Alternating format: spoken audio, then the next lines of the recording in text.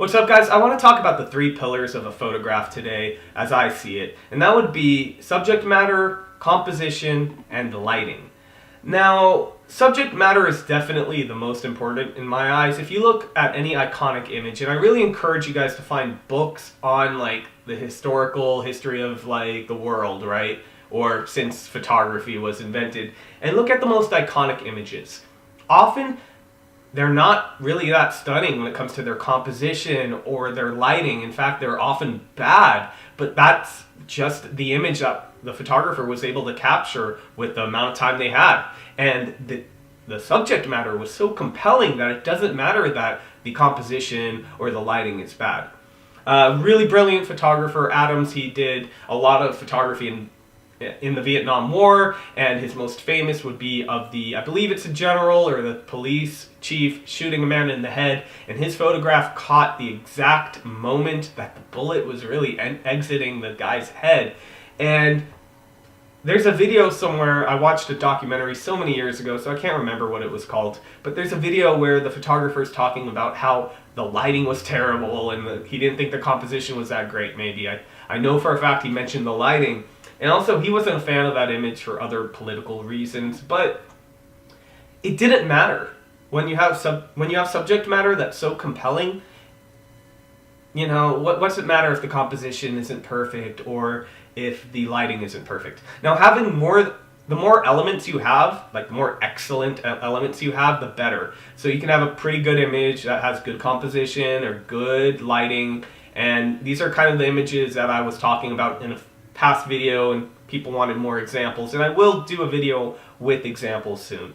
But you have images that have two of those elements but miss the most important, and that would be subject matter, and so they end up very lifeless. There's no meaning, no feeling to the photograph. It's very clinical. Now, I think in the early days of photography, there was a place for that because photographers were exploring photography as a medium and carving out its own space relative to painting, for example, or sculpting. But photography's come a long way, and if you're just making these images that are like clinics on composition and lighting, it's been done. It's just been done. There's so many of them. There's millions upon millions of people on Instagram who are, maybe you could call them masters of composition or masters of lighting, but they're really not at the same time, because perfect isn't always a good thing. But being able to make a perfect image and then choosing not to, that's the real level I think you want to achieve. A good example would be Picasso, who could paint photorealistic paintings if he wanted to, but he chose not to. So I think it's something to consider, but don't let that become an excuse for bad photography. When I was at UCLA, there were a lot of photography students. Now, some context, UCLA is when I was there at least, I'm not sure now, it was a very conceptual art school, the art department.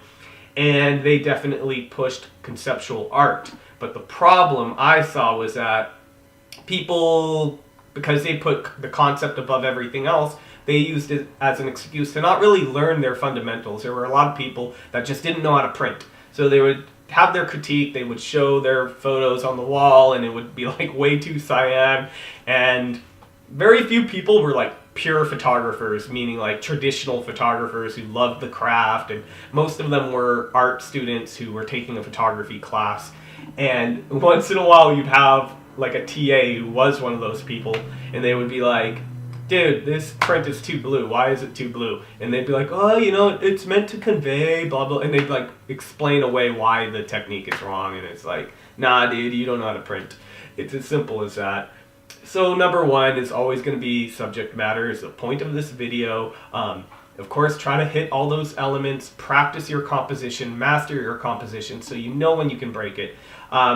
Now, the problem with these videos is I am just speaking off the cuff, and I am trying to express an idea, but I'm a human, and I kind of think on the spot, and my ideas are always evolving. So if you guys have a follow-up question that I didn't really explain well, maybe there's something I missed, let me know.